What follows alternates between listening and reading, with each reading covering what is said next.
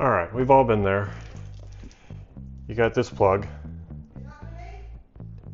and you actually need this plug. So I just pulled this out of the wall, this oven out of the wall. I was going to get a replacement oven, and it's got the 50 amp plug, and it just needs the 30 amp plug. So what I'm going to do is I'm going to show you how to replace it so that your oven works. So this has already been taken off of the one that was there, and so I'm going to show you. You take this little cover off here in the back, and all right, so I had to go get a pair of pliers because I was dropping this off and realized all I had was a screwdriver with me, and it fit the other oven to take off the plugs because they were screws, but this one has these bolts. So I'm just going to undo these.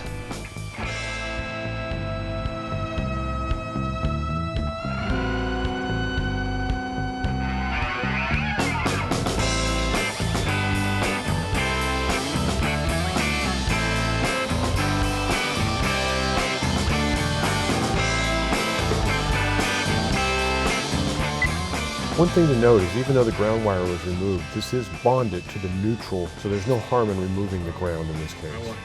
So in this case, I want to connect that back up, but what I don't want to do is do it the same way it was done before with no safety strap. So what I'm going to do is put this through here like it was before, and then we're going to add this safety strap here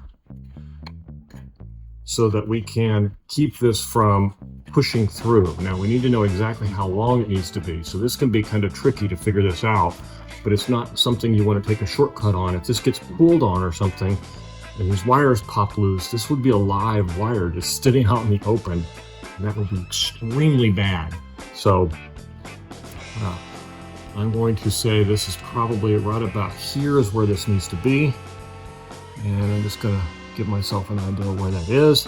And then pull it out here and reattach it really good so that it can not be pulled out and cause live wires to be strung across the ground.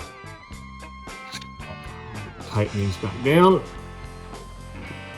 That way it's holding onto that wire good and tight. Then I can just push this back down in here, like that.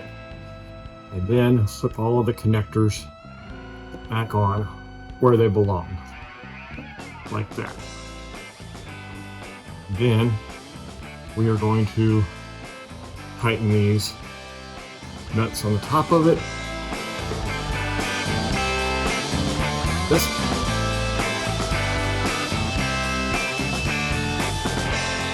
important one here is this is the common ground. You get that wrong as soon as you turn the breaker on, which I highly advise when you connect this, you turn the breaker off behind the oven. Sometimes those plugs behind the oven are not securely mounted, so I would turn them off, plug everything in, and then turn them on to make sure that you're safe and away from this type of power. It's very dangerous at 240 volts. Especially a lot of these run at 30 amps or 50 amps, and you don't want to get shocked with that kind of power. Now I only have a pair of pliers here, so I got to be very careful to make sure I get this tight enough. It would be a whole lot easier if I had a little wrench that could do it even better than that. A little torque wrench would even be better, but I don't have one with me.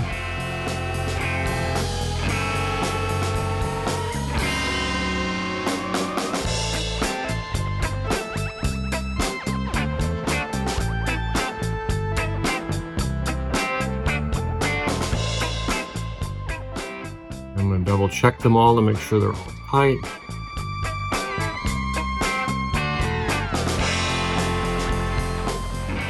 They are tight. In there nice and snug. Put the safety cover back on.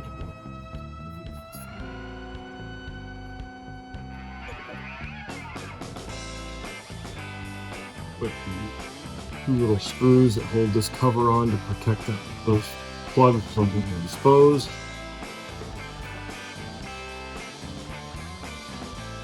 And the second one over here. Alright. Well, that is it for connecting the plug. Alright, so then once you're done with that, you slide it back into place. You turn the breaker back on and you should see power come back on. If you do that, you ought to be pretty safe to test a few items, make sure they come on. I'm going to turn this front burner on here. And you can see that's working. Turn that one back there on. See, it's working. All right, all done. That's all it takes. Hope this helps. If you like this kind of content, like and subscribe.